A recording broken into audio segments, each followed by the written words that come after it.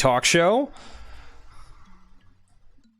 It's been about a week. We took a break yesterday from streaming. We'll get into why in a moment. Lee, welcome back, my dude. Welcome back. We're back again. Another week. Another turning of the tides of the universe. Yes. Here on the Exp Talk Show. A few moons have circled in and circled out on our part of the universe. True story. You guys are here to hang with two cosmic followers, ready to explore the universe for what it is and all of its beauty. And in tonight's case, full of garbage. Full of garbage. We're gonna be talking about some pretty controversial stuff, but it should yield some pretty good conversation. For all you guys who are just getting in, the XP Talk Show was created originally fueled by science and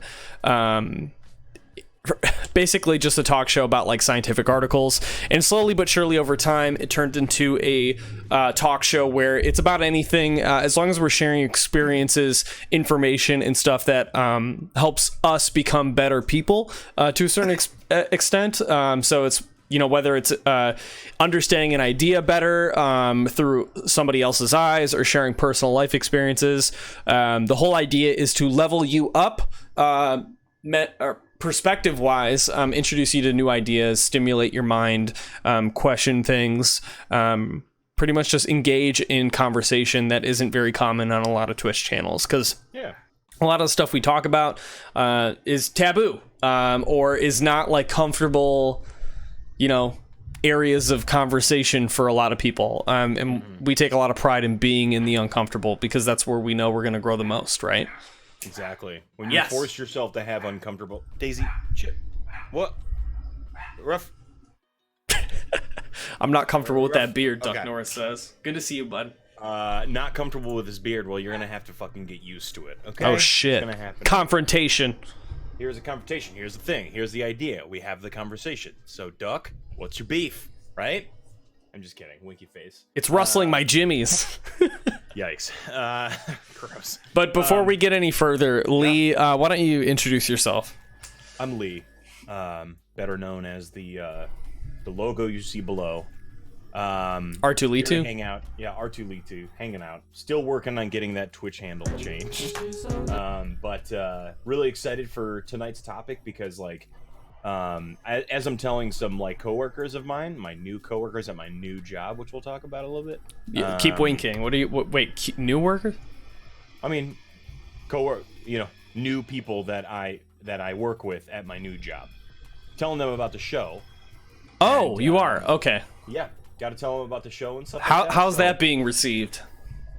It's good, because, like, it's not quite the same demographic, I guess you could say, but at the same time, you know, they're open people, people that love technology and stuff like that. But I think that's the wonder of this show, is that it is like a little weird and stuff, and we embrace the strange, and like we embrace the weird conversation and stuff that, like, realistically everybody likes to have conversations about, but just like sometimes don't know how to approach it, or like, you know, can't hear, like, or like, you know, think it's only two sides to it and stuff. So we do our best to really tackle a conversation in a very mindful way, in a very respectable way, and stuff like that. So that's why we have you guys all hanging out here too. So, like, in tonight's discussion, which is going to get juicy, you know, we urge people to kind of converse with us. We know you guys are all, you know, like, buddies and everything, so, you know, you can't be biased and just be like, oh, we agree, but we like to have those discussions and have people challenge our conversation. And then, especially as good as Steve does it, you know, ways to approach an argument in a different way in some cases. It's not every show that we do that, right? But, like, depending on the topic, which I feel like tonight's topic might tickle some fancies. Yeah, it might rustle some jimmies. Yeah, tickle your jimmies. Tickle your jimmies. But yeah, so tonight's it's going to be a little strange and stuff. But before we get into tonight's topic, as we do every week, we like to talk about our past weeks. Mm-hmm, you know, mm-hmm. This is a podcast about, you know, trying to level up and everything. So we want to talk about outside experiences and stuff, like talk about our weeks and everything, and and then just give you guys a peek in the old curtain, behind the old curtain. Not sexually, though. Yes, sexually. No sexually. With consent. With right? consent, but outside of stream, because TOS. Too much. Terms of service. Ah. But yes, we are going to be talking about a certain state. Before we get into it, like Lee mentioned, we will go over our past week or so and our experiences and just talk a little bit about that, because it lets you guys get to sort of understand us in terms of how we are as people, and how we experience the world, and who doesn't want to know more about that. And also it allows me and Lee to catch up, because we're busy, we live in different parts of the same state, but we're really great friends, so it's always great to hear from him and what's been going on and how he's leveling up, and the same thing for me. We're best boys. So it's an intimate conversation that we choose to involve you guys with, because it allows you guys to relate to us a little bit more, and I think it's important to be sharing that stuff, because personal experience is always the most valuable thing you could be sharing with people, in my personal opinion. Mm-hmm. My introduction: I'm Steve. I'm KonkyTalks64. I'm the URL thing up there. I don't know why I'm reaching it it's up there. Think about it this way. Steve is the sun, as I am Mars. There you go. Circling around it, right? Think about it. Sure. As far as the stream goes, you guys can catch me here during the week when I'm not doing the Exp Talk Show with Lee. I'll be doing interviews or doing the XP Talk Show with guest individuals. All of those past episodes are highlighted and available for viewing in the videos section. We also have some great clips and all that fun stuff if you guys want to check them out. As always, you can support the channel by hosting, like you guys have. Thank you, Gerbalicious, and thank you, Schmo Gaming, for subscribing. Before we get into our past 2 weeks, I want to tell you guys two different things really quick. We are affiliated with a human optimization company called Onnit, onnit.com. If you do !Onnit in the chat, you can find a bountiful resource of not only places to buy fitness equipment, supplements, great t-shirts. I'm wearing one of them right now. But you can find free resources for diet, exercise, sleep, all of that stuff. And the reason why I use Onnit products and became affiliated with them, or initiated affiliation with them, is because outside of stream, I like to be active and take care of myself, and their supplements and workout equipment and knowledge help me do that. I think it's awesome, so please check it out. Yeah, do it. And Too Awkward, we'll talk about it for sure. That's actually what this whole thing is about. We'll be talking quite a bit about that. So as far as the other portions of the site that we're affiliated with, we're raising money for MAPS, the Multidisciplinary Association for Psychedelic Studies. As far as what they do, another taboo topic that our stream is associated with, they have a cure for PTSD using MDMA-assisted psychotherapy, which is psychedelic medicine. So it turns out if you just take MDMA by itself, it's a lot of fun, right? But as far as the drug and legality and all this stuff, it's not tested properly, and there's no research behind it, and that's where MAPS comes in. They've been researching MDMA for over 20 years, and what they found is a correlation between using MDMA and therapy. So the way PTSD works, for a lot of people who don't know, post-traumatic stress disorder affects a great number of people, a lot of veterans, people who were abused growing up. There's a vast spectrum to this thing. And it wasn't until recently, and you've probably seen this in the news articles, that sort of thing. You can look up a lot of this stuff, but essentially what it comes down to is if you have PTSD, the trauma is stuck in the short-term part of the brain. And the reason why that's important is because that's the part of your brain that's responsible for recalling information, and you relive those terrible experiences over and over again.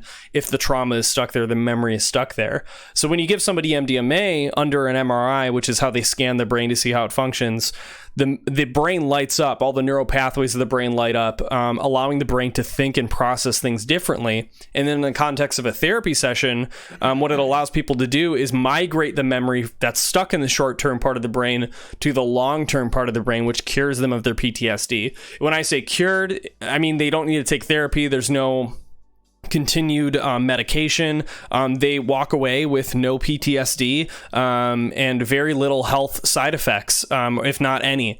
We raised $2,000 last year. Anybody who's subscribing to the channel, donating bits, donating monetarily directly to me, half of that money goes to MAPS every month. I'll be posting a screenshot by the end of this stream of our payout from Twitch and what's being contributed. I work full time and I do this part time. The whole thing behind this stream is to raise awareness around this amazing cause and stimulate great conversation with you people in chat. So let's get into it, Lee. How was your past week? Oh, before I get into my past week, I have to commend you. Go ahead, yeah. I have to commend you because you say that whole spiel for Onnit and Maps every week. And I know you do it more because of your own show that you do throughout the week. And it sounds like you're saying it for the first time. Like you have a really good way of repeating the same thing, but making it still sound genuine.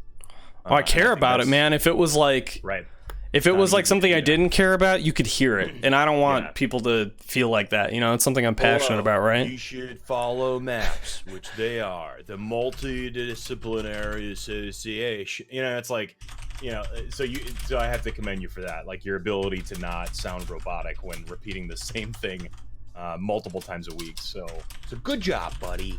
It's a good cause. And you guys are going to start hearing about that stuff more and more as time comes, and especially from last week's episode when we talked about the legalization, the recreation, the decriminalization of psilocybin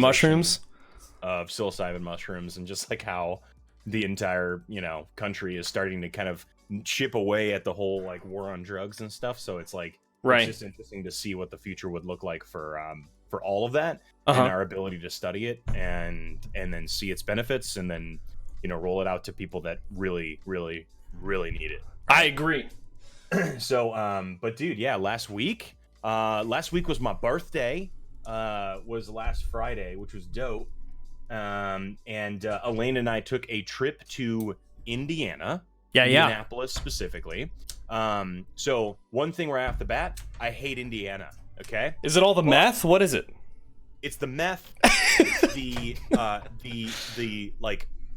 pretty aggressive lack of anything. Republicanism. Yeah. Oh, okay. Yeah, it's the pretty aggressive conservatism mainly. But I got to point to this in a second. But and I have family in Tennessee, so from Chicago, we used to drive a lot through Indiana, and just every single time something shitty would happen. It was just like some useless traffic or like our tire blew or so it was just like this mindset I got myself in where I was like, fucking Indiana sucks. But anyway, but Elaine is a beautiful woman in the sense that she planned brewery routes and breweries to go to and stuff like that for my birthday and for the weekend, because we're going to Indiana because Elaine's cousin got married down there. And it was a beautiful wedding and had so much fun. So we decided to kind of take the whole weekend there, which was super nice. So we had a little, so Friday was my birthday. So it was the day after our last show, and drove down, went to the Three Floyds tap room, which I had never been before. And it was great. Got some beers, drove further down, went to Indianapolis where we stayed.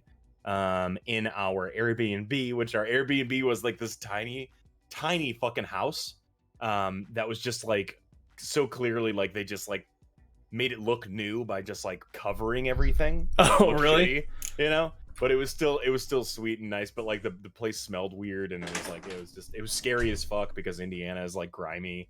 But what's interesting that we learned very quickly is that Indianapolis is on the up and up in the sense of new houses getting built. So It doesn't like everything's not run down and stuff like that, but you could see that sense of change immediately because you see nice house, brand new house, garbage, like rotting house, and then nice house, rotting house, so it's like this like weird sequential order of this, these polar opposites of like wealth and and poverty. So on top of that, then we we're driving down around Indianapolis. Elaine took me to a nice steak dinner, St. Elmo's in Indianapolis, for those that want to go.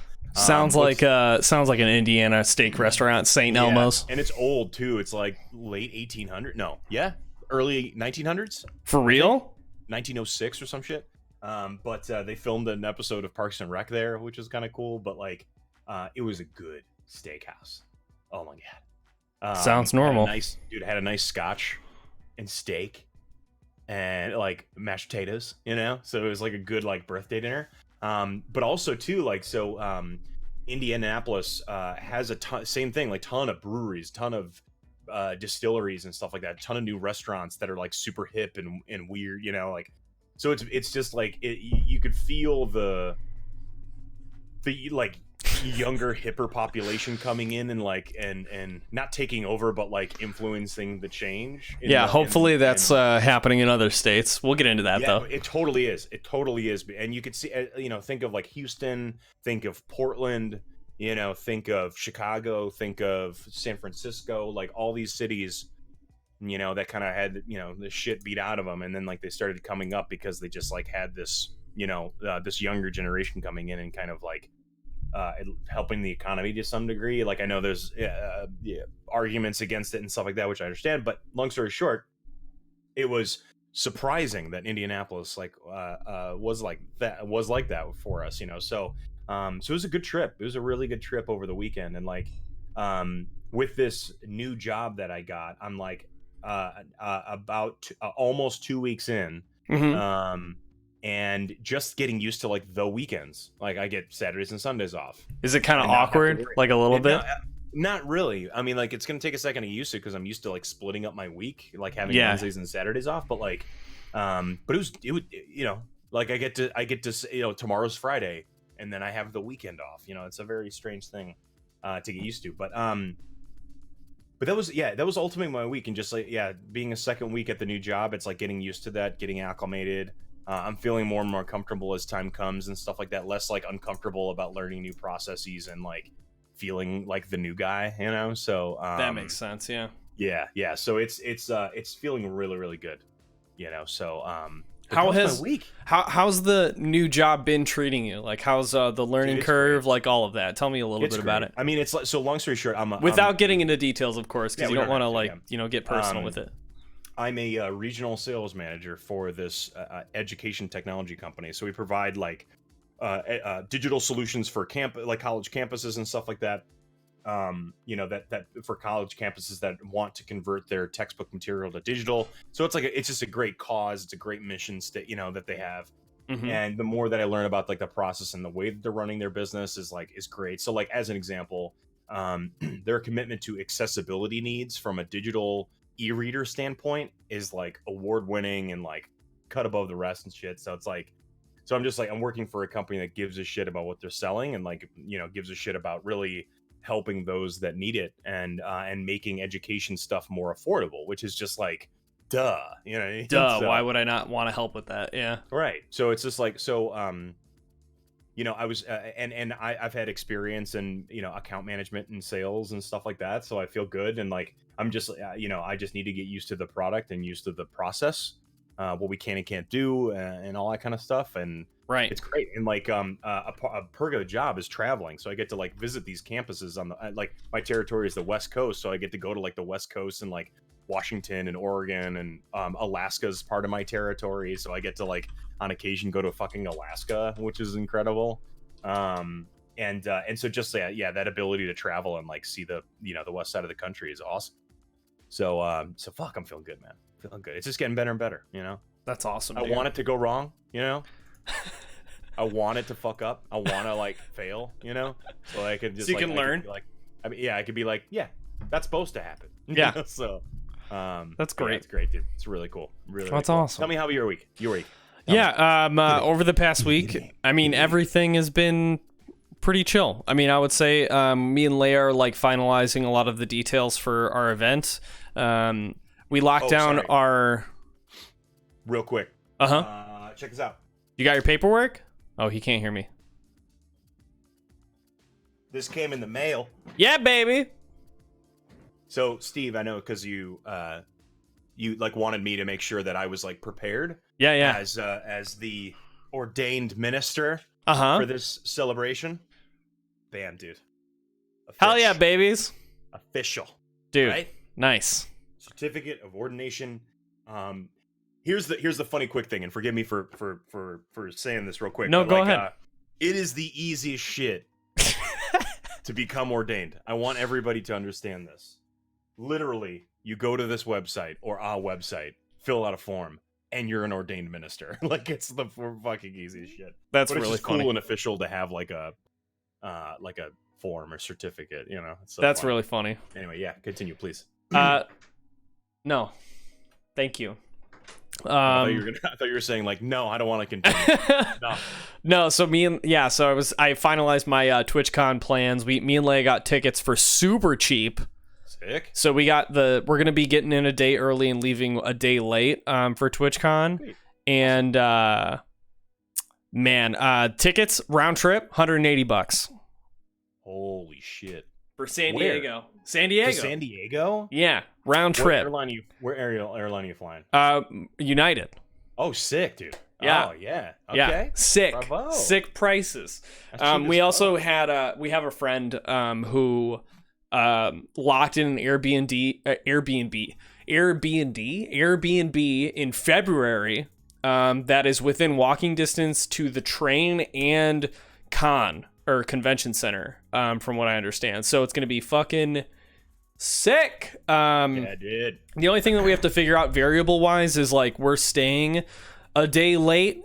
So the Airbnb is not accommodating for that.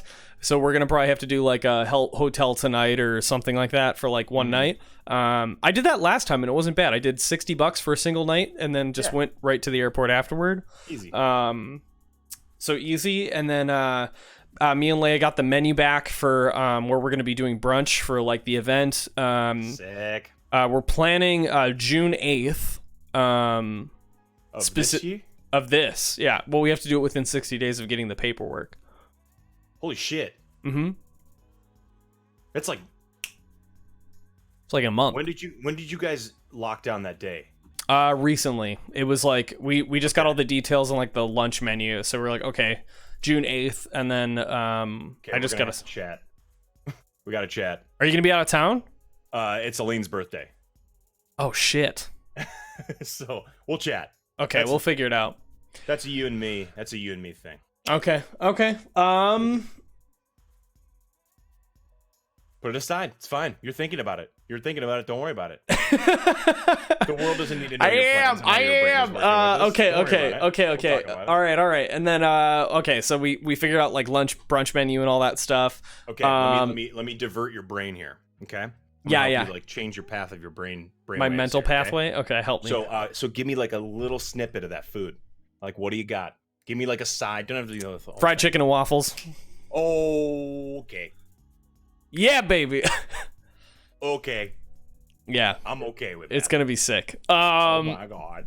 I'm ready, That's dude. awesome, dude. It's gonna be like multiple courses as well. Mm-hmm. That's just one of the courses. That's great. So get ready, boys. Come hungry. Urbanoid, welcome in. Smoked ham, also good to hear you. You're eating goldfish. It's a wholesome snack that smiles back until you bite their heads off, I heard. Did you get your hairs trimmed? Did you get a haircut? Me? No. No? Still look fresh. Got it cut short when I did, and it just fucking just goes through. What if that's all gray? Fuck, that'd be cool. It would be cool. Sorry, ADD. No, you're good. Op Center, holy shit, 9 months, dude. Hope the baby's doing well. Thank you so much. Oh my gosh. I went to a show yesterday, hung out with my sister, so I didn't stream. Went and saw Wallows. That was pretty cool. Very strange. The band? Yeah, the band Wallows, which is pretty good. They were okay. They weren't like I don't know. The way the way my sister explained it to me was that she, like, when she first saw them, they were amazing, and then they got super popular, and the show was kind of like meh. And that's how I felt this time. Like, wasn't blown away. It was great, but it wasn't like, I'm having an amazing time. And it was also my first show where, like, there was really young girls there and more girls than guys there by, like, a large margin. And what is the name of this band? WALLOWS.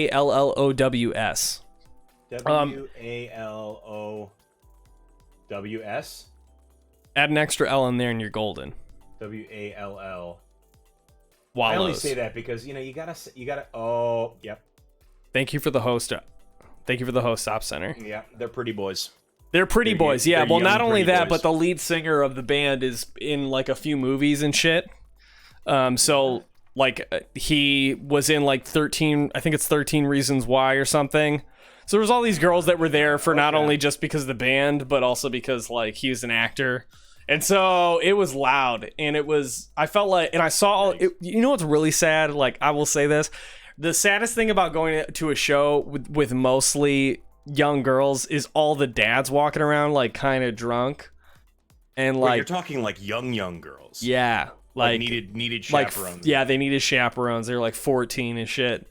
And it was like, okay, I don't mind. I've been to Vans Warped Tour, and I've gone to Riot Fest where there's, like, young kids and shit. But also, why are all you dads drunk as fuck and also eyeballing people? Because it's really fucking weird. Like, it was a really weird environment for me to be in because I don't choose to go there. I was invited because, my sister bought an extra ticket and she was so nice to be like, hey, you want to come with? And I was like, I like Wallace, I'll go with, But I really honestly just want to hang out with my sister because, I don't get to do that as often with how busy the schedule is. And so that was nice. We grabbed some small cheval and then went home. So that was great. And then I'm trying to think like, if you had a kid though, and I would go to the concert. A show like this, I would go to the concert, and you best believe I'd be drinking. But, like, I definitely would, walk the fine line of being like the but you're not a trash dad. Yeah, I'd be a cool dad. Yeah, you'd be a cool dad. There's a difference.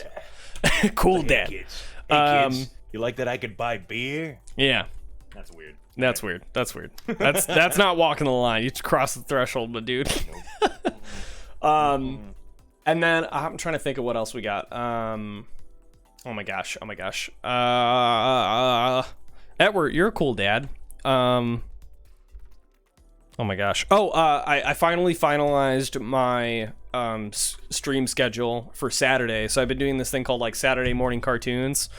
Cool. Where, like, in the morning, Saturday morning, like, we play a game. I've been playing Jet Set Radio Future, so I've had this theme of, like, I'm out in the parking lot, it's like 10 a.m. You get, like, a notification on your phone. I'm like, I got my rollerblades out, I'm out in the parking lot, I'm just gonna be doing donuts here until you get outside.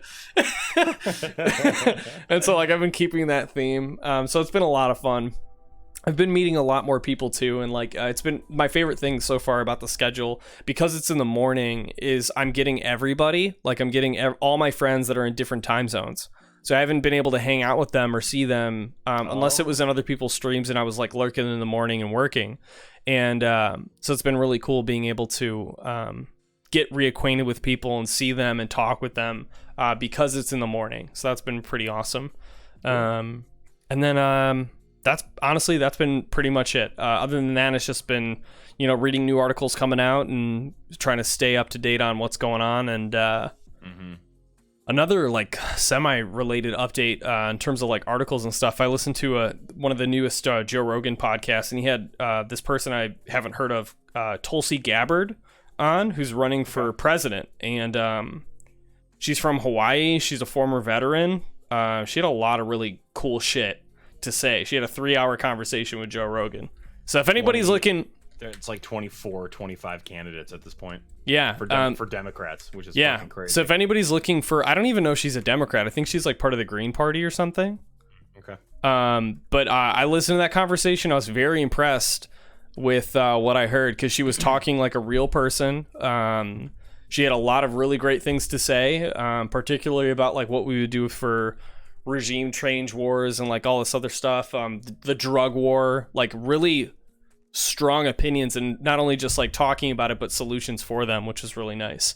What was the person's name? Tulsi Gabbard. Tulsi Gabbard. Gabbard. TULSI and then GABBARD. Super cool. Sorry if I cough. You're good. I got just a tickle. As long as you're not burping. Mm-hmm. You grossest. I know. I've stopped burping. Oh, she's Democratic. Oh, she is. Okay. She didn't say which party she was, so that's why I was like, yeah, I don't know. There's more, and there's more and more candidates that are like they're like running Democratic, but then just like having these really progressive ideas, which I like. Nice. So yeah, we're gonna get into that. We'll get into that slightly. So you guys may have noticed the stream title. It's pretty, I wanted to engage conversation, so I put Alabama's anti-woman decision and community articles. So we do have quite a bit of community articles that were submitted that I don't think will take a whole lot of time. But rather than jumping straight into those, I want to see if like how our topic fares and how long we can talk about it. For anybody who's unaware, Lee, you may be able to speak better than this, but essentially Alabama signed in a pretty not so great bill for women regarding abortions. Go ahead and talk about it if you want. No, it's fairly simple to talk about. Not easy to digest, if you will. For the rest of the country. So this is like the most aggressive and like the most aggressive bill, like anti-abortion bill that's like ever been passed before. Bills like this have been proposed but shot down and sued and all this other stuff. So this is the first time that, because Alabama's state governor won, who's Republican. So Stacey Abrams, I think, who ran against the Republican Party in Alabama. It was like a close race. Stacey Abrams was unbelievable, but it being a very, very red state, it was like, but it was close, and that was what the magic part of it was. So this was such an extreme bill that passed legislation in Alabama that bans abortions. Period. Entirely. It's like, so. Do we want to get into it, or do you want to do some articles or something like that? You think? What do you think? Let's just get right into it, man. I think we can get right into it because I think it's a hot topic right now, and I feel like we're just we're gonna talk about articles and stuff like that. Then we're gonna be like, when are we gonna talk about? When are we gonna talk about the abortion stuff? When are we gonna talk about it? Right. So I think we can kind of like just get right into it, right? So bans, criminalizes. Those are a couple of terms too that really showcase the severity of this, and I'll put it like this. So I'm not a woman, right? Same. I'm a guy, and Steve's a guy. The people that proposed this bill and confirmed men. Okay, so like before we get into this, like as well, like let us set the expectation that we are just sharing our opinion. We are not experts by any means. We just have very strong feelings about what has gone on. I don't want anybody coming in here and being like, "Oh, you can't say that. You're not a doctor." It's like, clearly I'm not a doctor. I'm just on Twitch talking about this with my friend because it's a controversial topic and it's not a lot of We have opinions about it. That's it. That's my spiel. But go ahead, Lee. Yeah. No, and kind of on that note about like our opinions on this is like, we can only have such a perspective on this because we're men, right? We can have these opinions to a certain degree, but my kind of overarching thought about this is that like this is in a lot of ways like a woman's choice and like a woman's experience that is now going to get very horribly affected by this. Like men don't really directly have to feel the repercussions for this, like unless if you're a male doctor that is like gonna perform an abortion on somebody in Alabama. So, which by the way, like you get fined, like, or you get sent to jail for like 99 years or some shit. Is the sentence for performing an abortion with this law. And so there's a lot of thoughts kind of running through my head, but it is such, and this is why it's such a controversial topic, is that like this is not everybody's true direct decision to dictate. Like this is women's, you know, ability or now lack thereof to control their own bodies, which is my opinion. And I think like if you are a woman, like you should have that absolute complete control. It's your choice. You should pick what happens. The only kind of the only factor at play that I have as a man is my ability to, which sounds silly, not rape people, you know. It's like, and so which seems to still be hard for a lot of men out there. And so with that being said, I know it's fucked up. It is. Yeah. Go ahead. So like that understanding. So I believe that the woman should have the choice. I believe that abortion should be an option for women in those situations if the situation calls for it. So, now, what? God, there's so many things that's like running through my head. The other thing that I want to try to see if we can delve into, like we could do it a little bit later, is what I feel is the religious influence on the law, right? Right. Or just the religious influence, and this could turn into a discussion like more broadly, but religious influence in politics in general. That is a hot topic for me because like I personally am not religious at all, and I find the separation of church and state a necessity in the modern world, and so we can get into kind of that portion in a little bit, but like with this law coming into place, it's, you know, some of the most like heart, like just shocking and like just like gut-wrenching elements of this is like is hearing the proposed lawmakers of this ban and of this criminalization of abortion in Alabama, hearing them kind of try to back up why this was brought to the table, why this was brought to vote on. And it's like, and if you hear time and time again about who's being interviewed, and you're hearing these lawmakers, these predominantly Republican white old men, trying to back up, like for example, like I listened to Rachel Maddow's podcast, which is like her news show every night, and I listened to it today, which talks about it, and she plays a clip from one lawmaker that was basically like, so what about a woman, what about rape, what about a woman who is raped? And the guy stumbled through his answer, couldn't clearly say anything, and then basically said like abortion can be legal up until the point the woman realizes that she's pregnant. And it's just like, and it's like, I'm warm, I'm sweating, but yeah. It's like, but it's like this is like the shocking part of it, is the fact that like if you're an 11-year-old girl that gets raped in Alabama, you have to have the child, or you have to feel the negative effects of you know, of birth at that age, or you need to travel hundreds, if not thousands of miles, depending, or die. I mean, it's like you have all these situations that are like, yeah, it's like that you think to yourself like, what is this, like some sort of, what is this archaic kind of mindset that we're in here? And it's like, and so, God, it's like, you can't even use a corpse to save somebody else's life without consent.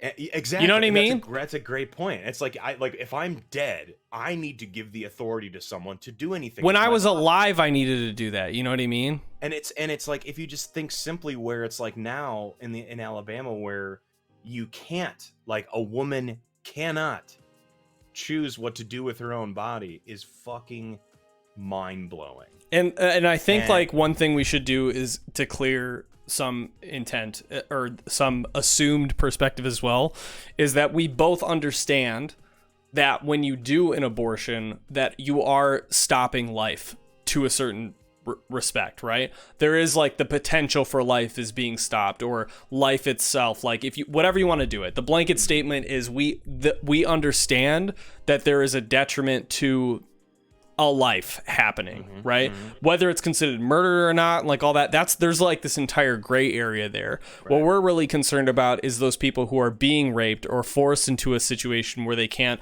afford to have a child, but can stop, conception like early enough on or whatever it is. You know what I mean? Right. Well, I agree with you, but even taking it a step further, it's still us as men picking and choosing what's right or wrong. 25 men specifically, right? Well, in Alabama, again, from a broad spectrum, it's like we can have opinions on what we believe to be, culturally true as far as abortion and having children, but that is in no way our decision. It's not. Like I can't dictate when someone should have an abortion or when. Whatever it is, like all I care about, like make contraception free, make it available to everybody, teach safe sex, teach just from a health and biological perspective. That's where like the scientist or the science advocate in me believes this is like, just, teach the right things that need to be taught to potentially avoid the situation, because like, I can't even imagine that thought of going through that process as a woman. I can't. No. And well, like, or just living as a woman in general. It's like that kind of stuff is I think like another thing to take into mind too is like there was a really, really like upsetting comment that I had read in relation to this news coming out, and it was a family or potential family. No, it was a family. I'm not saying potential family. Him and his wife had decided that they were going to have kids, and she was like 22 months along, and they had been told that, the baby is going to be a stillborn, like 100%, you're not going to have a child. So with this new law in place, they were going to be forced to give birth to a dead, or 22 weeks. Yeah. Thank you, Cloverstar. Sorry. Misspoke. I feel like I'm going to misspeak a lot because, like, again, like, I'm pretty heated. Like, my temperature is a lot higher than normal regarded about this, and I'm trying to keep a level head about it, because when I get emotional, there's a lapse in judgment, and I don't want to like snap or anything, and I don't want to speak incorrectly. So thank you, Cloverstar. So 22 weeks in, they were told that they were going to have a stillborn baby, and so with this law into place, they would have had to bring that baby to term with the can you imagine being a mom and being expected to have a child, and when are you due, and like all these questions related to like you having a child. And so they had to leave state, go somewhere else to have the procedure done, instead of being able to do it in their own state, and also like do it comfortably. And they were explaining like how their family was against it, even though like the baby would have been born dead, and like all this stuff. It's this weird, I don't even know, it definitely is religious fueled. Like, yeah, there's I want us to hold that for another part of the conversation, right? That's like a whole other thing, but right, I think, but it is like a level of control, and I think like the health ramifications for this, like I think Alabama has like one of the highest like baby death rates or something in the state. I don't want to just say that without backing it up, but I'm pretty sure that was right. That was something. But anyway, man, the health ramifications, the control that it has over like lower income communities, like all of this stuff. There's a lot at play here, and I mean, I don't even know how this even got through, other than like when I see that picture of 25, government officials that like, push this through, and the woman that's signing it, like that question was asked, how can a woman sign this into play? It's because it's a man told her to, or, she believed she was doing the right thing without actually having all the information. And a lot of these people that are making these decisions, that includes Congress and other states as well, they're old, and we've outgrown the perspective that they're leading the state with. And we need to make these changes on behalf of the people, not how they feel things should be done. It should be backed by, science or whatever. Like, there needs to be some sort of checks and balances in there. And if you're having people make decisions that is negatively affecting like the lives of the people of your state, then maybe you need to vote like these people out, right? Yeah. And I mean, that's my hope, in all honesty, with all this like stuff coming up and everybody talking about it in this conversation here. Like, you know, your vote matters, you guys. You need to be aware that this can happen anywhere, and it's just a matter of like making sure you have the right people in place. But go ahead. I'm sorry I interrupted. No, you're saying great stuff, and I think that like, God, it you know. It's yet again, oh God, it's like hard to kind of put your thoughts together. So again, like with this understanding, like there was a reason why we're kind of slipping on that. And it's like every other Thank show you, when we talk Old Man about Mike. stuff, look at that comment from Old Man Mike. Damn. Yeah, that's the national average. We have a higher national average in Alabama. That's crazy. But it's like, it's what's funny is that every show you're breaking up. You're breaking up pretty bad. So, my internet has been fucking up here. Okay, one second. Sorry. Yeah, you're good. We had another question too that was like on topic. Do you want to answer it? Go ahead. Hold on, let me make sure they're still here because I want to make sure. So okay, can you hear me? Oh, they left. Okay, well, we'll answer this anyway. Yeah. I can hear you now, yeah. So this was I disagree with the title of the stream. I think the law is pro-women, pro-life is pro-woman, is what they said. And so it's not really. Oh, this is what I was going to say. Sorry to take a quick You're good. Step here. Yeah. Is that is a lot of the irony and hypocrisy that's kind of not necessarily irony, more hypocrisy. A part of all of this is just like it's unfathomable. And it's very hard to just like really grasp this as a true reality because there's so many things that are wrong with it more than there are right. If anything that's right with it, I mean, it's like it's kind of crazy because like if they are pro-life and they are preventing the death of children and stuff like that, but it's like they choose not to realize the negative effect and potential deaths that could happen now with this bill, or how they treat children and human beings in Alabama and the country now. It's like there's so many elements of this that contradict its own value of being pro-life. It's right there. You know what I mean? You don't have to do digging for it. You don't have to be an expert in it. It's just like you're looking at this from a face value perspective, and you stack that idea with their inability. Like every lawmaker that's in Alabama that voted for this and presented this, you look at every conversation that they're having about this from news organizations or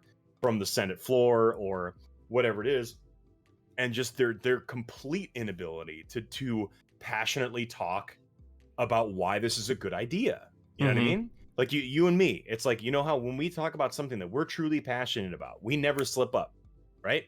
Right. We're always talking about it. We're always backing it up with information. We're always thinking about it analytically. We're always presenting this in a way that's clearly understood to the audience and all that kind of stuff, right? Right. Simple communication skills, right? And what drives me up a wall, and this isn't necessarily just with this particular law that was put into play in Alabama, but in general with a majority of the Republican Party, and as I hold a lot of Democrats accountable to as well, is like you are the face of a new law. You are the face of moral standard, and you're supposed to reflect the people that are supposed to reflect. Yeah, exactly. You're supposed to speak the to best interests of America and the American people.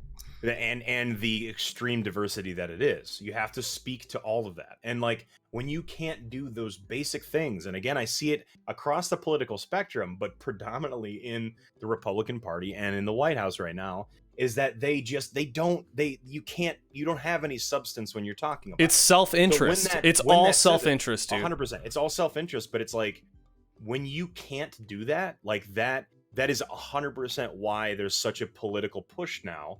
Is because they're like, no, like I'm not going to vote for that or stand up for that because I can clearly tell that you're not in for this. You're not in for this for the right reasons. You're not the right person for the job. You know what I mean? If I go to McDonald's and I'm like, I'll have a McDouble with a side of fries. Then they're like, you want a McChicken, right? And chicken nuggets? And I'll be like, no, I don't trust you. I'm gonna go. I'm gonna leave. You know what I mean? It's like, I don't know, that's a bad analogy, but like, It's pretty bad, yeah. But you see, yeah, I know, so, you know, but you see what I mean, where it's just like you build this trust in somebody else when you're having a conversation, especially if it's political, right, or if it's morally or something like that. You have this conversation with somebody, and I know everybody out there has had a conversation like this, and you just get that kind of feeling in the back of your mind where you're like, this guy's full of shit, and I could tell, because they're not talking with substance, they're not talking with passion, they're not talking with inspiration or facts or whatever it is to get the receiving party to believe in your point. You know what I mean? And so like so I see that again across the political spectrum, and primarily in the Republican Party now. So especially, and again, I urge everybody to try to see some of these videos of these lawmakers in Alabama presenting this idea, and just like that's why it gets under our skin, and why I'm sweating profusely right now is because like, wait, you are in charge of this, and you made this happen, where you don't even understand what you're creating the law about. Yeah. I was thinking about this when I was listening to the Rachel Maddow podcast and hearing this fucking asshole speak. I was like, I thought to myself, I'm like, if you were to go to somebody like that, those lawmakers, and be like, what's a miscarriage? Explain a miscarriage to me, and just watch them, and I know for a fact it'll happen, watch them just fall over on their fucking face.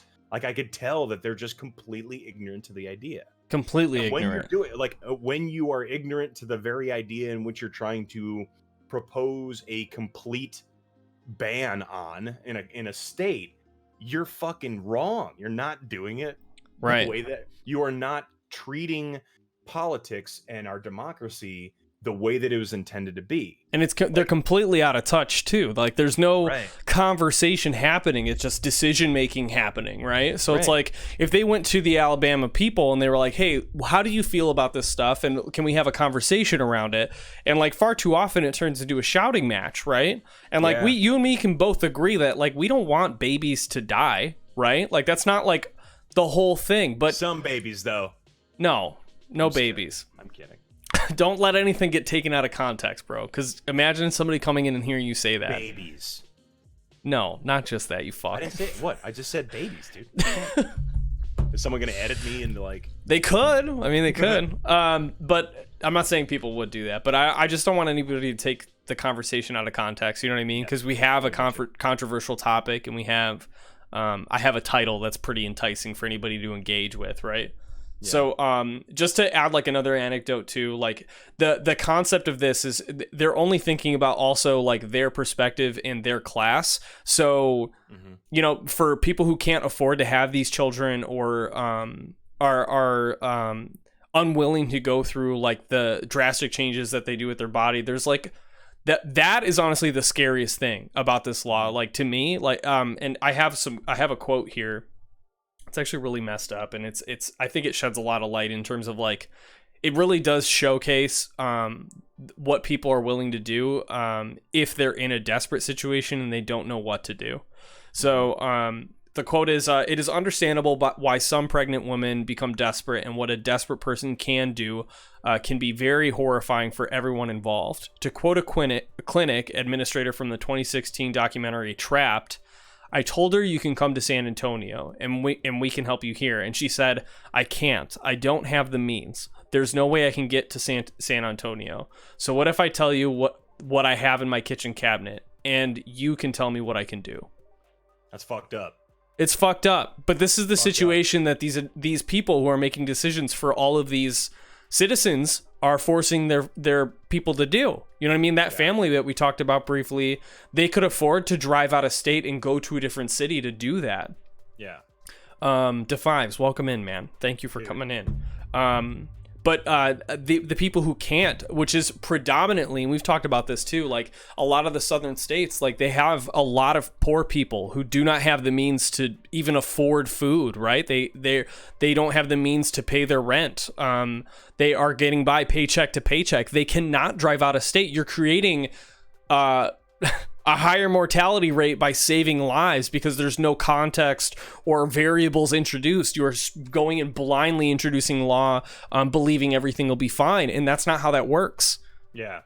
Like that is devastating to read, dude. Like I don't know about this stuff. You and me don't know about this stuff because we got dicks. You know what I mean? Like we're not like thinking about the repercussions of having a child other than what it could do monetarily. We don't think about like how it could affect our bodies or any of that. It's fucking nuts, dude. Yeah, I think one other factor, just kind of on that same note too. Just so about, these like, mindsets exist everywhere. Thank you, QXZ, for being here, by the way.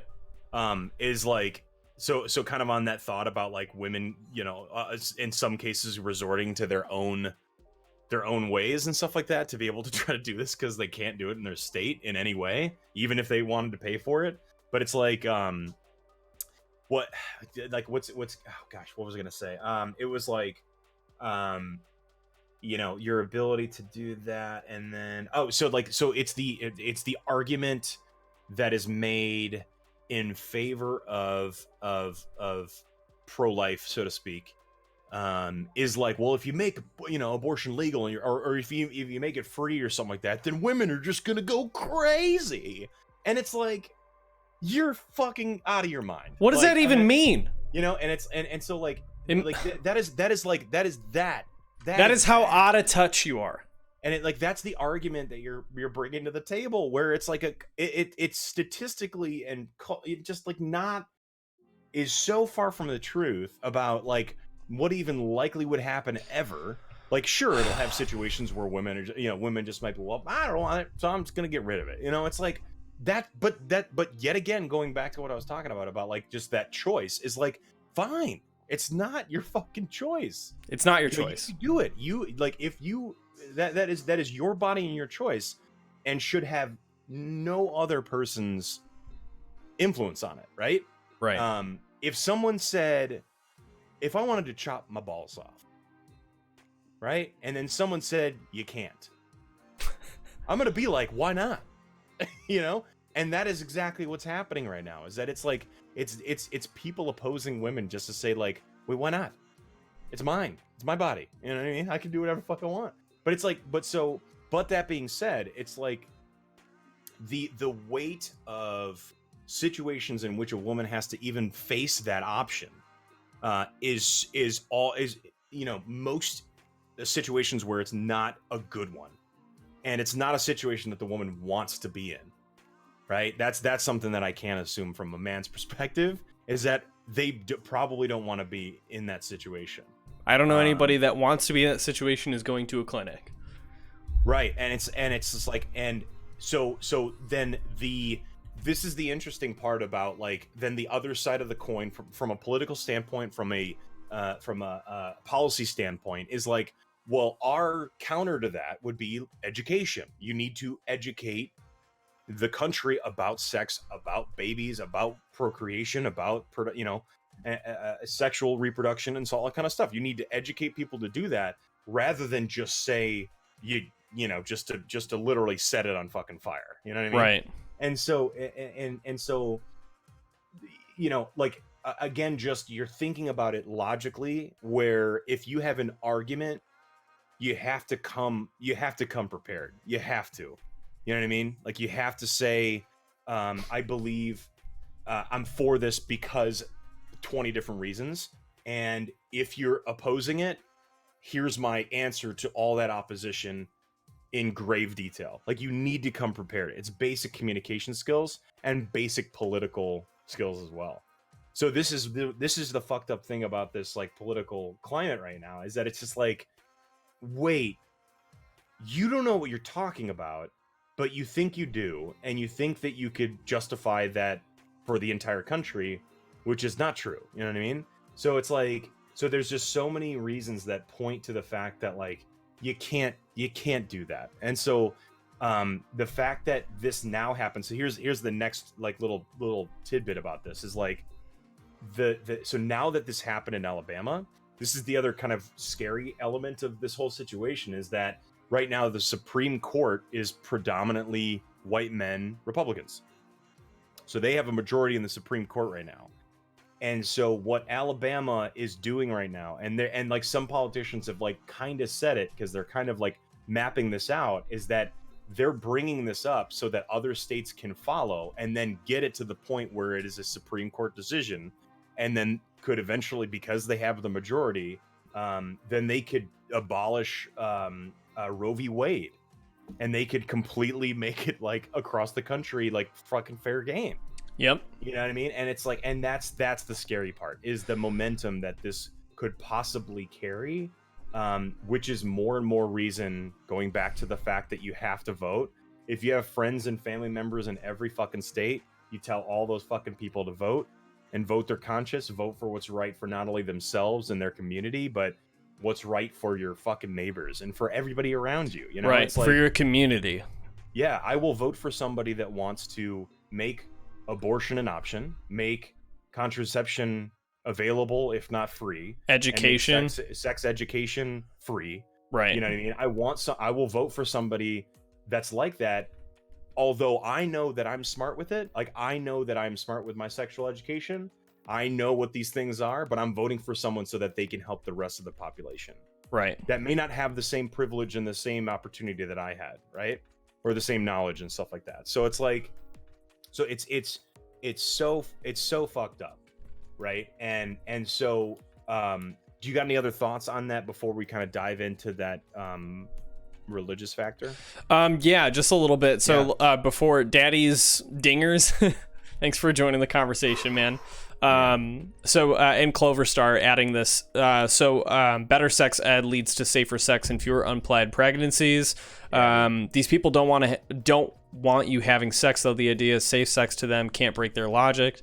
QXZ, I kind of agree to that, but like in all honesty, when you have these people who have archaic ideas in power, they can't be there for much long unless, you know, there's something going on stateside that's like corrupt, right? And then that's where it's like, okay, well, we need to conduct an investigation to see what's going on there, right?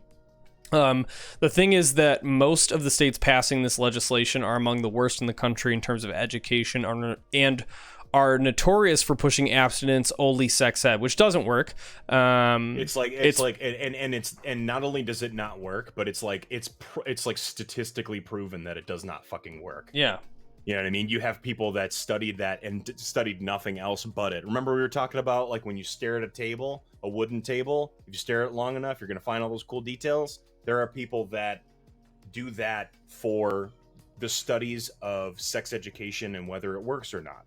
Right. Or the you know, and it's just so fucked up. It's just like it's gotten to the point where it's not an argument anymore. It's more of just like a fear of like, why are people not, you know, educating themselves or wanting to educate themselves? It's fucking crazy, dude. It's fucking nuts. I just don't understand. I don't understand, like, it's just, I can't believe we're at this point right now. It's almost like I didn't know this could still happen, but my hope, and I keep, you know, I'm pretty optimistic when it comes down to this. Like, this is everywhere. This is all over the news. People are talking about it everywhere. Twitter is blown up about it. It's like, you cannot help know everything about everyone. And like, after this was voted in, first thing I saw was the 25 people that had put it into place. And they were all guys. You know, it's like, this is your senator in Alabama. These are all the people that are responsible for pushing this bill in place. The next time these elections are up, like, make your decision and put these votes to power and get these people out, because you can't have this archaic perspective dictating, you know, what people are doing with their bodies, and living in the past, because we can't afford to do that anymore. We can't. Yeah, that's a good point, where it's just like it's progression, not recession, if that makes sense. Yeah. You know what I mean, it's progression because the world is ever changing and we're constantly learning things that are new, and we have to catch up to it and we have to abide by it because it's the laws of nature. Mm-hmm. But you know, it's just like, we have to live in a society and live in a world that adapts to change and adapts to the ambiguity that is the natural world. and our place in it, and our, you know, what our effect is in it. And it's just like the faster that we get away from opposition and, you know, and all it's, and like just policies that divide people, and, you know, policies that that shun people away or restrict others from, you know, gaining opportunity or whatever it is. Like, I'm all for free education, I'm all for free healthcare, like, and all that kind of stuff. I know they're pipe dreams and stuff like that, but like, we have to try, you know. And it's like, and so we've all to some degree felt a struggle with our families, with our society, with our community, with our friends, or whatever it is. We've all felt that, and in like, and you by default as a human most likely felt a level of sympathy and a level of empathy and you know, a desire to try to help that individual through what they're going through. Mm-hmm. And it's that same constant thing with everybody, with strangers. You know what I mean? You do it for strangers, Right? You do it for everybody. And it's like, and if the more and more that we move away from that, it's just going to be everybody in their own fucking pockets, and in their own bubbles and stuff like that, to the point where everyone is going to be isolated and we'll fucking crumble as a society. I believe in it, truly. And it's like, and so this is just another example of that. And so my hopeful glimmer of the future is again, like, laws are not like laws. This law will be broken. Like, I'll tell you that much. Like, it's not going to stop people. I'll tell you that much. Like, people will find ways to do it, for the good of humanity, and for, you know, for saving a life, or saving their life, or whatever it is. Right. It's gonna happen. But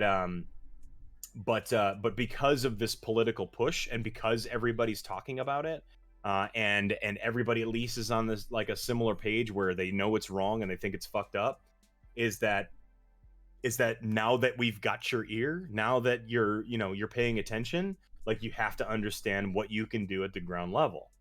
And that is supporting the next person around you, supporting people in your life if they've gone through a similar situation of going through an abortion or something like that. Educate yourself, like, understand what that person's going through, so you could at least get a sliver of what that's like, and then do something about it. You vote for somebody that has the direct authority to create the law or oppose the law. That can happen. You know, if the next round of elections, Alabama gets fucking swept and then becomes democratic and shoots down this law, and it just goes like that, there's a glimmer of hope, right? This stuff doesn't necessarily need to last forever. Right. It's fucked up that we got here, but it's like, but these are the kind of things that you have to, like, remind yourself of. And Well, when you can vote for somebody that makes that impact, that's what feels good to be a fucking American, dude. Well, it kind of, like, the big thing to remember as well, like, this always happens to us as human beings. We always tend to focus on, like, the negative aspects of what's happening and how can we live here and do this. And it's like, well, these are extremely big learning moments for us. And I can't think of a better time for any of this shit to be happening than right now. You know what I mean? Like, none of this shit's happening into the back doors. It shouldn't be happening, but, like, you know, when it is happening, it's happening in a political shitstorm right now. Yeah. Where people are like, perfect. We're literally seeing the extremes of what happens when you vote for a party that fucks everything up. Right. You know, like truth be told. And it's like, well, that's been the theme. That's been the theme for this past, like, whole thing. It's like, who's fucking up? You fucking up? We're gonna come. Hey, bye. Like, we just, and that's powerful, dude. That is inspiration. Where it's like, where you get to feel like, you know, that your vote matters. And I'll tell you, this past, like, the 2018 election, like, the midterms, I never ever voted in the midterms ever, and I never knew about it. I never understood it. I never knew how my vote mattered locally and in my own community. Never understood it, right? mm-hmm. But because of this whole political shitstorm, like, now I'm paying attention and now I understand, and all I can do as one citizen who has one vote is tell other people to feel the same way that I felt, you know, and feel that same sense of satisfaction of the fact that I contributed. I did my duty, and I did what is important to our democracy, and that's have a voice and say something that means it. So it's like, that's like kind of those two teetering points where it's like, this is super fucked up, but at the same time, like, it's not going to last forever. Yeah. Again, if like, so my dad moved down to Alabama, and so he lives in Alabama now, hyper liberal, super hippie, you know, loves smoking weed, and it's great. And he's fucking shattered from this, that he lives in a state now that has gone through this, and it's just like, it's devastating. And so now shifting into, what do you think, that's shifting into the, for sure, the religious aspect. So, and forgive me for talking a lot. You're good. You're good. Yeah, sorry. But so this next kind of chapter is difficult to say that it's the truth. I'll be upfront about that. Like, what I'll say here is not what I know to be true, what I believe to be true. So because it's not, you know, the opposition party never directly presents it this way, but I feel that abortion and everything is heavily motivated by religion. And so with that comes the simple democratic way of thinking, where you have to separate church and state. You have to. It's in our Constitution. It started with the founding fathers. Even our founding fathers, like 300 fucking years ago, were like, yeah, we should keep religion out of politics. You know, in a society that was nothing but religion. You know what I mean? That's the fucked up part, is like, they even understood where religion should not be a factor here. They should not be a fact in law. It should not be a fact in politics. And so, the fact that I feel, again, don't know exactly, but I feel that religion has now influenced this new law, it's a direct, you know, counter to that. It's a direct opposition to separating church and state, which is fucked up. And I don't want that to carry through. I don't want that to continue. I don't want more and more religion influenced in our politics in any way. Like, I don't want Democrats to influence more religion in any way. It's not just Christianity, it's anything. You know, I believe in a society of freedom of religion. You could believe whatever you want to believe, or not believe in anything if you don't, you know, see it fit. And so so with that, and yet again going back to the hypocrisy, is a lot of Republicans that believe in, you know, the influence of religion. Here's two parts to it. I believe in religion influencing politics. One, so is you know, you could see all the firestorm that comes up when people are trying to ban guns, right? They say the Second Amendment, man, right to bear arms, right? And so that's the irony, is that, like, okay, so you're trying, you're the substance to your argument about the right to bear arms is the Constitution, is our founding fathers and all that stuff, who said to separate the church and state. And so that's where the irony comes into play. And yet again, I can't believe you. I can't trust you. I can't do this, because you're clearly, you know, being hypocritical here. So, like, that's kind of one piece to it. Old Man Mike brings up a good point, and I'm not aware of any of this, so you're misrepresenting the separation of church and state. It's to protect religion from the state, not the state from the religious. Well, yeah, that's fair. And these were the extreme right who did this. They were literally called the Puritans. I'm not familiar with any of this. I'll straight up admit that. Yeah. So, I mean, yeah. So I'll make sure that I refresh my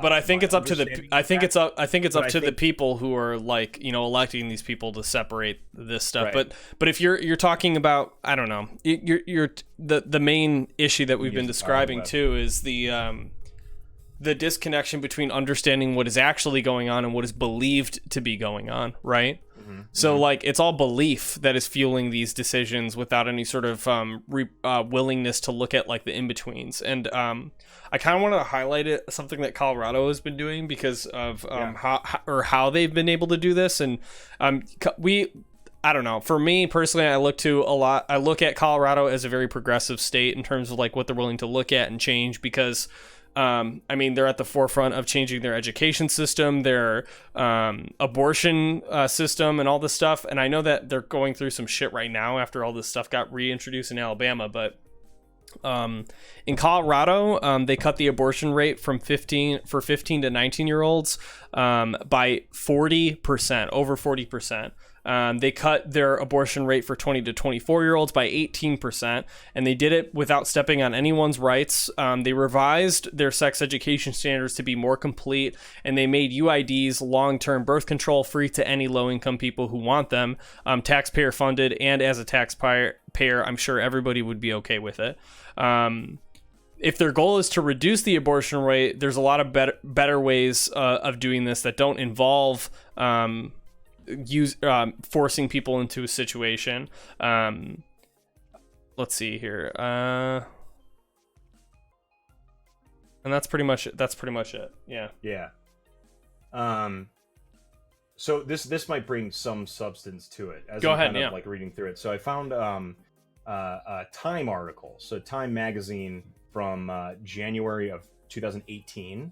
The title of it, "The Real Meaning of the Separation of Church and State," and like, long story short, it actually quotes the 1786 Virginia Statute for Religious Freedom, and says, and it's up to interpretation. So this is where I kind of interpret it, whether or not it truly means what I believe it to mean. I still have kind of feelings on it, but the quote is, "No man shall be compelled to frequent or support any religious worship, place, or ministry whatsoever, nor shall be enforced in his body or goods, nor shall otherwise suffer on account of his religious opinions or belief, but that all men shall be free to profess and by argument to maintain their opinion in matters of religion, and that the same shall in no wise diminish, enlarge, or affect their civil capabilities or capacities." I'm sorry.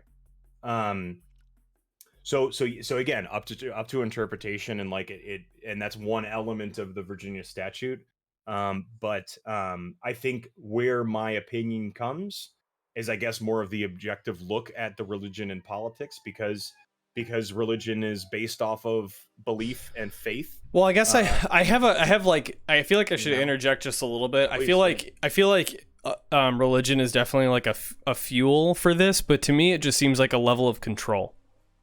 Like as beyond religion is. Oh yeah. Right. And I don't know if, like, again, like religion controlling people is kind of a different thing to me. Like, I don't think it's a prerogative that people would be fueled by religion to do this sort of thing. Yeah. To a certain extent, I do believe that, like, you know, to keep the checks and balances in place. Hold on. Religion is what's used to justify the control. Exactly. Thank you. Yeah. That's pretty much what I was going to say. I'm not suggesting his interpretation is wrong. Only practically speaking, the religious create some of the strongest lobbying groups in the nation. Yeah. Right. But I think just, you know, again, just kind of like the bird's eye view of this thought, to me is, you know, I feel like that separation should be there, and only because, again, objectively and obviously, is the fact that, like, this is a multicultural, religion world.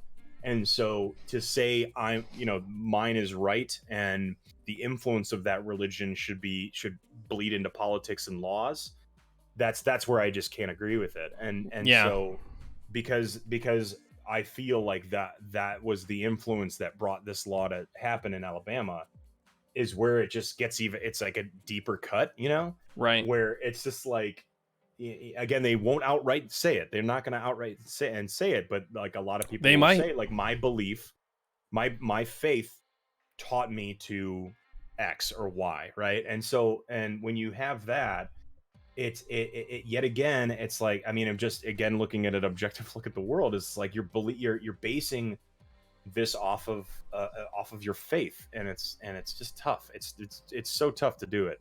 And so, like, it's just, and so with that, and it's like, now, yet again, if your faith, here's kind of the other element to it. It's like, if your faith tells you to be pro-life and say no to abortion and and that is your faith, and that's what you believe 100%, you, by this Virginia statute, get to believe that all you want, like, and live your life that way completely. But it's that extra step that people take where they try to influence others to believe that same thing is where it really gets fucked up. Right. And so that's the difficulty here, is like, and so that's why I feel like this would make it all easier, is if you just say, nah, no religion in politics. You can't, say, imply, whatever it is that says your faith influences this policy that you're trying to bring to the table. Right. And so, like, but it's also like, I feel like that's how they got there too. You know what I mean? Like, there's a huge backing for that, right? So right. what was the fuel that got these people in the power in the first place? And I'm sure 20 years ago, 30 years ago, these people were fitting the perspective or demographic or all of that. Mike, holy shit. What? That's a bold statement, but yeah, like, old man Mike, religion is the original WMD. Fuck. I mean, we've had conversations about just religion in general in past episodes. I urge you to watch them because, like, they're all highlighted for you. Oh, we getting deep, dude. That is against my religion. You can't do that. Not okay. Yeah. Yeah. It's just like it's just the basic understanding of treating others, and it's like and yeah, we won't have to dive deeper. Like, again, watch the religious episode because, like, it's where we just look at it. We look at it objectively, and we handle it like this conversation. We handle it with a lot of respect because we understand the sensitivity that surrounds this sort of thing. So if you guys want to view all of that, like, you can, it's all highlighted in our past episodes. We're on season 3 right now. I'm about to split it into season 4 because we got 20 episodes in that bitch. Like, we've been doing this for a while. This is crazy. It's nuts. Yeah. But so I think in general here, maybe kind of like at this point, maybe a wrap up to some degree. Sure. Yeah. And I want to get to these questions because, guys, you are having, like, awesome discussion and awesome insight. And again, like, your guys' pressure on us to make sure that we know what we're talking about is incredible. More people like this should be in the world. You know what I mean? So put you as just respectively countering and having a discussion rather than argument. So, right. But as a whole, we all can agree. Not all of us. It doesn't have to be this way, but we all can agree it's fucked up. What's going on out there. And so, yet again, be politically active to the best of your ability locally in your own community, because that's we start at that ground level, and that's how it's going to just start these fucking waves. And so I urge you to do that. 2020 is around the corner. And so listen to these candidates right now. I know there's a lot. So I'm a registered Democrat, and I know there's a fuck ton of Democratic candidates, which is exhausting. But what I do know is that we are not through the debates yet. We're not through the campaigns yet. So once we do that, like, people will drop off, highlighted people will start to get highlighted, and then we will come to an awesome conclusion by the end of this race. And so I and that's like the best that I can influence others is educate yourself about your local political system and who and what you can vote for. And so with this stuff in Alabama, it's like, ooh, I don't know how to wrap it up. I really don't. I don't know how to kind of, like, encompass it because it's such an extreme thing. But I say we get to some of these discussion topics in the chat. Steve, you want to highlight a couple here and see what we got going on here? So lady, welcome in. It's hard to believe that this is all happening now, and I guarantee you, if this was like social media, I feel like in the past couple of years has been kicking up. Like, I don't know, yeah. 12 years is not a very long time for a new technology and social platform or anything to be used for a long period of time for people to get, like, any information. And I feel like the past 2-3 years, I don't know. Can you confirm? I feel like everybody's more interconnected and on pulse than any other time in the world that we've existed. And yes, so here's yes, to expand on that note, is because we have the power and we understand, like, our generation and the generation after us, and maybe the generation before us, understand the internet, right? Right. Now, especially with the 2016 election and understanding the negative influence that a foreign power can have on our election, Now that we understand that, we hopefully, as a collective, will understand the severity of what you're viewing on the internet. Right. Where to find the proper resources, what you're truly seeing. If you see a fucking meme that that bashes one of the Democratic candidates in like a kind of a harsh way, and you think that it's real, but it may not be, it's like, believe that it's not. Like, just go do your research and don't take anything at face value. Exactly. Don't take anything at face value. That is the one thing. And clearly know that is the one that fucked it up in 2016. Oh, for sure. And like we are aware of things that are actually happening, like proven happening, like with Twitter and Facebook, in terms of like the engagement and what's shown to you and like all of that stuff too. So never take anything at face value. Always question what's being fed to you and what you're reading, because it could be biased or it could be giving you a one-sided perspective. There's not like a straight up, this is what everything is. There is gray area to explore, and that's why we have this show. Yeah, dude. So you guys can explore that with us. Like, a lot of people take one side or the other, but there's this whole spectrum of area that is just like left unattended or not even like talked about, man. It's important for you guys to engage in these discussions, and even though they aren't comfortable, there's a lot of room to grow in there. Does anybody have any questions for us or want to like ask anything in particular for from our perspective that before we wrap up and end here? While we're waiting on questions, can I just thank everybody who's coming in too? Hell yeah, dude. Yeah, like shouting everybody out. Like there is a couple questions I think we can get to that were just recently asked, but yeah, you guys are. Can you sweep the chat really quick and grab some of those while I go in here? Yeah. We got rated by and hosted by Gerbalicious. Thank you so much for bringing your community in here. Spectre Speed coming in with the raid. Thank you so much. We have our notifications muted while the show's going on because we get easily distracted. So as far as like you guys seeing the text come up and all that, but no sounds, that was intended. We do mute the notifications while the conversation's happening. Let me see what else I got here. Ops Center, thank you for the 9 months. Schmo Gaming, thank you for the 11 months. Lil Queen Trash Mouth, thank you for the follow. Juice 1256, thank you. And that is just thanks for everybody being here. Thank you guys for being here. Contributed to the conversation. If you were here, if you were a fly on the wall, if you were a little squeaky lurker, then like we thank you guys for being here. There was a good chunk of people that joined the discussion tonight, and for anybody, some stuff which is awesome. And I guess if when you guys leave the show today, take whatever positives that you took from it.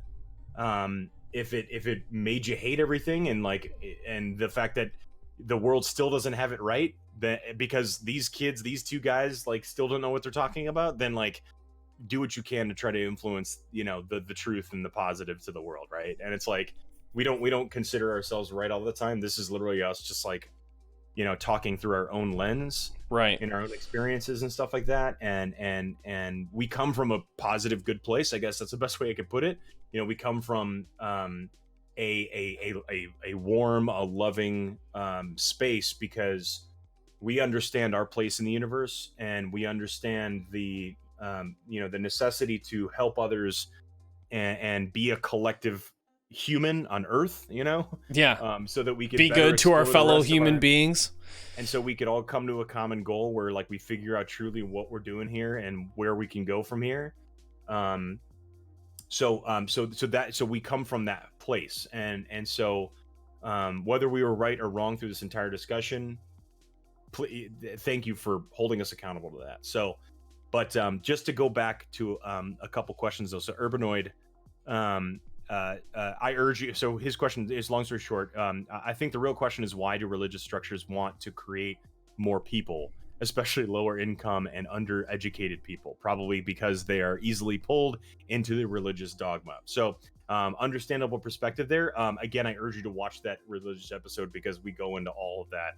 We do not only our opinions on it, but articles about it, the science behind religion, the theory behind why religion was created or exists. We also have an episode that goes into like too. the cataclysmic stuff, which is pretty nuts. Oh my god, dude. Well, this is a whole different episode, but Graham Hancock was back on, and he's got a new book that came out called Before America, and I gotta listen to this thing because he talks about this, about like how the Americas were like, dude, it's nuts. Like they found a necklace that's 60,000-ish years old that was made with a stable like drilling mechanism. Oh, dude, we don't know anything. There's It's fucking nuts. Here's a fucking cool thing. One of my coworkers used to work in like chemical sales, like for the military. Okay. Or some shit, or like a chemical sales and the military was a branch of their sales or something along those lines. And he was basically telling us, he's like, dude, we have alien technology, because he was telling us about this like coating that they put on Humvees, that if there was like a chemical explosion, it literally like repels it or something like that. What? Wow. Crazy shit. So that's probably for another day. But another question. So did you know, this is from Ladies. Yep. Ladiest lady. Val, welcome in. Meggles, good to see you. And I'm feeling fit as a fiddle. Thank you for your inspiration on Twitter and Instagram. I have a fiddle over here, so don't worry about it. Did you know that all people who voted to make this happen in Alabama were white men? That's nuts to me. How is that fair? Again, yes, we agree with you 1,000%. These kind of people should not be making the laws for something that they quite literally do not understand. So we agree with you there. Well, I mean, honestly, that's we're seeing that with our current president. Yeah. Like, you don't fully comprehend something, you shouldn't go fucking balls deep. Oh, that's a terrible pun to be using. You shouldn't be going headfirst into anything without knowing any of the prerequisites or whatever. Fucking get your shit together. Put it in a bag. Get all together. Get it all together. By the way, you see the November 2019 new season of Rick and Morty? Hell yeah. It's nice. Pretty cool. Which episode should you watch? Rocko's Modern Life. Reboot? Netflix movie, apparently. Oh, nuts. I know. Holy shit. Sorry, which episode should I watch? It's Graham Hancock, Joe Rogan. It's like the latest episode, man. Cool. But before you watch that episode, he does one with Randall Carlson. Or were you talking about our show, Urbanoid? I think honestly you should just watch the Joe Rogan episode, because it's just me. That episode where we talk about the cataclysmic event is God. I kind of just go ham and explain like how there was a cataclysmic impact roughly like 12,000 or 11,800 years ago, something like that. I'm just regurgitating information from that episode. Oh my gosh. It's all in the season 3 playlist in the videos. You should be able to see it. Seriously. No, and I guess that's just kind of, that means in a good opportunity to kind of showcase, like, guys, we do the show every Thursday night, 7:30 p.m. Central Standard Time. We have discussions like this, and many like it. I swear a lot of them are more positive. So this was like positive. about cool shit. I mean, it was positive from a constructive standpoint, but not like an emotional standpoint. But we have fun discussions on the wonders of the universe, and I urge you guys to hang out with us when you can. For those that always hang out with us, oh boy, you guys are sweet. It's always great seeing you guys. Those of you that join us for the first time, like, if you guys like the show, we are absolutely open to feedback. You guys join the Discord. Join the Discord. Follow us on Twitter. Hang out with us every week. We do this every week. I'm sorry. And just check us out, because like we love doing the show. We just had to start doing it remotely for good, because I got a job in the city now, so can't make it out into the cockpit as often. But I still think this is our duty, So, but this was a good show. It was constructive. Learned a lot. But again, like, let's open it up to questions in the chat. Like, if you guys are concerned, whether it was on the topic of discussion, or maybe it's just for us. Curious about something else.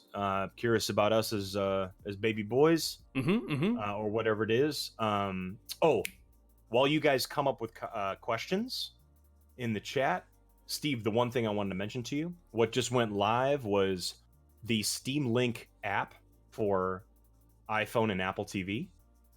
I don't know what that means. So do you ever hear the Steam Link? Yeah, I've heard of it. What is it? Right? It was like the hardware box that you would plug into your TV. It came with a controller. You could play all your Steam games on your TV. Yeah. Now there is an Apple TV app that does all of that. Oh, so you can get like a made for iOS controller for your Apple TV, and then download the app. Hell yeah. And play all your Steam library, which is so dope. That's awesome. Wow. I haven't tried it yet, but like I was reading it all up on Reddit, and it seems to be pretty nice. And it also supports 4K streaming. Very cool. That's awesome. And it sounds awesome. So that was kind of the cool like technological thing. Summer sales coming up too. Ooh. I'm keeping my shit in my wallet, man. No, you're not. Yeah. No, you're not. Yeah, I am. I've been very good ever since I bought... Dude, I have like 209 games on Steam. Okay? Yeah, I don't need any more. My backlog is crazy. I'm mad at myself for not playing more of my games in my library. Do you think we can plant 3.2 million trees in the next 2 years to reverse global warming? I think so. It's possible. Trillion trees. 3.2 trillion trees. Elon Musk is on it, dude. It's not only trees that we need to plant. It's obviously a lot of things. If you guys watch John Oliver's show, God, I just keep thinking about this. Sorry, go ahead. If you watch Last Week Tonight with John Oliver, he talks about a lot of that this past episode. Just like other ways to truly like affect climate change in a positive way. Fuck. All the stuff that we're talking about, like, is front. It was talking about the long story short. It was talking about the Green New Deal. 899 Steam games? Are you serious? Sorry. Okay. That's Josh. Stop it. Stop it. Are you paying attention? I love you, dude. But you got a problem. You got to fix it. Okay? You got to donate those games to me, to Steve. I don't know if you can do that. You can't do that. You can't do that. You can share your Steam library with us. Just ship your computer to us. You know. Don't push for 1K, Josh. There's no reason. There's no reason. That's not like a thing you should do. Yeah. Unless you played all of them. If you played them all, I mean, I get it, but goddamn, that's crazy. Yeah, but so this last episode, that's so many. It was AOC's Green New Deal and talking about it and how it's very extreme, but it's just bringing the conversation up, and now more people are talking about it more and more and more. So that's hell yeah. All right, I could feel that sweat just dripping all over this body. Dude, let's get out of here. All right, we're gonna raid. We're gonna hang out with a very awesome, supportive person. I'm very excited. He's still streaming. Mayor Wirtz. If you guys don't know who that is, we're gonna be raiding him. Let's do the raid message because he cooks on Saturdays. Smells like a bunch of hunks in here. Smells like a bunch of hunks in here. Almost finishing up. You guys are great. You guys are sweet. That's our raid message. I love you guys. I will see you guys Saturday morning. If you want to hang out, we're going to be doing some more Saturday morning cartoons. Actually, really cool Saturday. This time we're going to be playing Sea of Thieves with my best friend Peter. I haven't played video games with him in a very long time. I'm very excited about that. He's my best friend of like 20 years. I've known him since first grade. I'm excited to hang out with him. Lee, so sick, dude. Yes, I love you very much. Thank you for joining me as always on this conversation. If you need anything from us, you can reach out to us on the Discord, DM us, all that fun stuff. Make sure you guys copy that raid message. Let's go hang out with Mayor Wirtz. He's always in here hanging out, lurking. I love you guys. I'll see you later. Lee, bye guys. We'll see you guys next week. Thank you again for everybody hanging out. This is great. Love you guys. Love you. See you later. Smooches. Bye-bye.